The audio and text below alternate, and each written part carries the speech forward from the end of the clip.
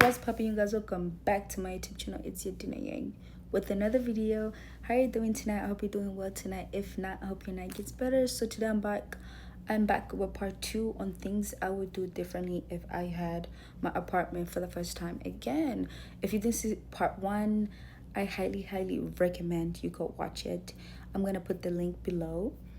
But yeah, let's get into the video. Another thing I would do before moving out, I know I said save money, but I will also, before moving out, I will also make sure I have a job lined up. A lot of times, and I'm gonna include myself, okay? You get an apartment and yes, you have money saved, but you decide to quit without another job.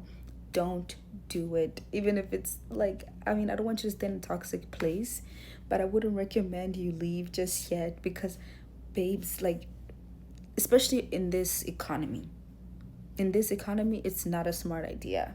If you even have a job, just ignore a lot of things that's happening, do your job and go home. If you have to stop talking to certain people, stop talking, but at least keep your job, because yes, you may have money saved up, but you don't need to be quitting if you don't have a second job. And that's one huge mistake I made when I was like living by myself. Like, if I didn't like a job, oh babes, I'm leaving. I don't know why we have that mentality, most of us, like in our generation. Like, if I don't like it, I'm leaving, and don't piss me off because I would leave.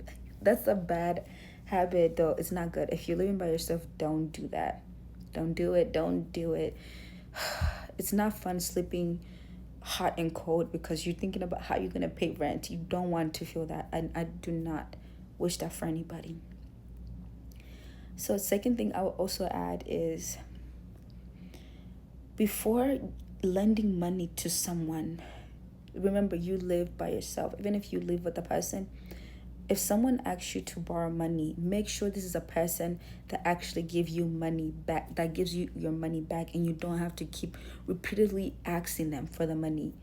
That's also a mistake I made, and I wish I knew before moving out. Don't lend money to people that won't give your money back, because life gets real, and you can lend your money to someone and hope that they give it back to you. But it's like, when shit gets real, you need that money back. And asking, sometimes it's just like, I don't want to have to ask. I just feel like you should give it to me, especially because you said you was gonna borrow it. Some people don't have that mind, and they be hoping you forget. So imagine if you're in a bad situation and you've been giving money to people and you don't even have it all together. Even if you have it all together, you cannot be giving out free handout, baby. No. You got bills, you got stuff to do. Unless you're somewhere comfortable and you have different jobs, you have different incomes coming in, yes, help. But right now you're still building your stuff. You should not do that. I know you have a sweetheart. I know you're thinking about other people, but babes, when it's about you, if they don't do that for you or think about you too, you should not be lending money to someone who's not even working either. Unless you not giving them to borrow, you're just giving it to them. Don't fucking do it. That was one of the worst things for me. I've been thinking about everybody, and like, I would think, like, I would hope also, if I was in that situation, I would want someone to help me. So that's not a good thing. That nice girl, that nice heart, you gotta put it in a locker and lock it until you have your shit together. Another thing, like I said in the other first video, allowing people in your house could be nice in the beginning, but sometimes you may invite someone who's not gonna listen to either your rules or who's not gonna want to leave, and you don't want to be in that situation. Like, for me, I'm not into parties like that, so it was never like I invited people that was gonna party.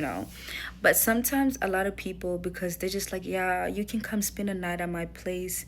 Some people are not gonna leave, especially because they know how bad it is at their place.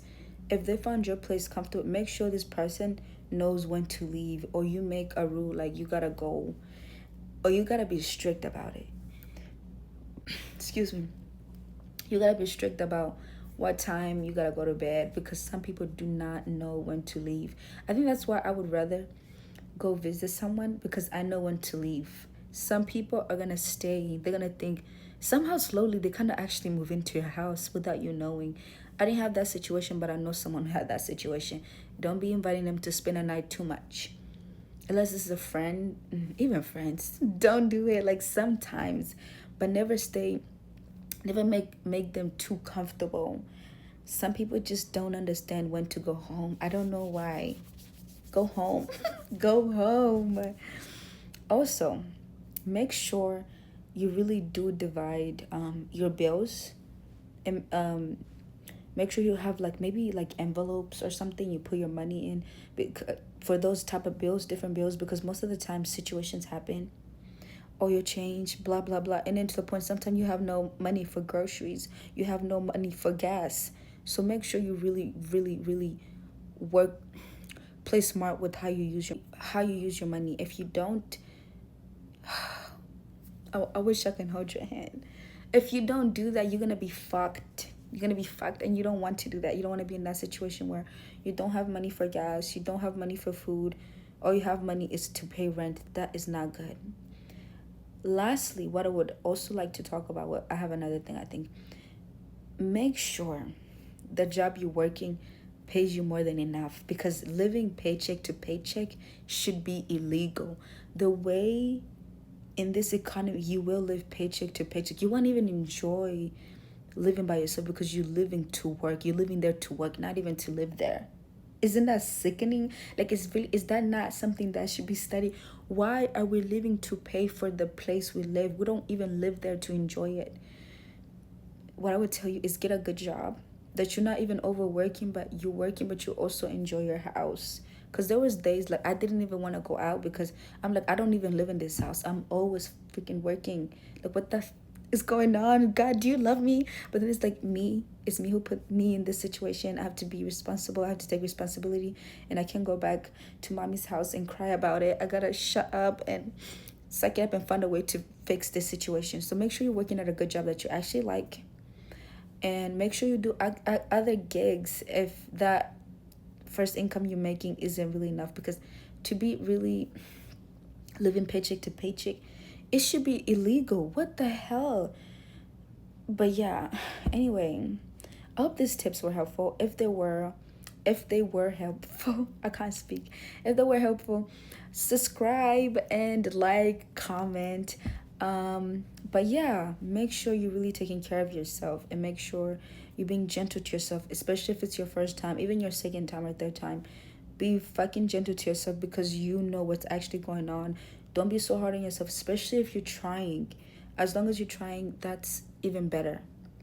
I hope you enjoyed this video. If you did, like, comment, subscribe, and see you next time.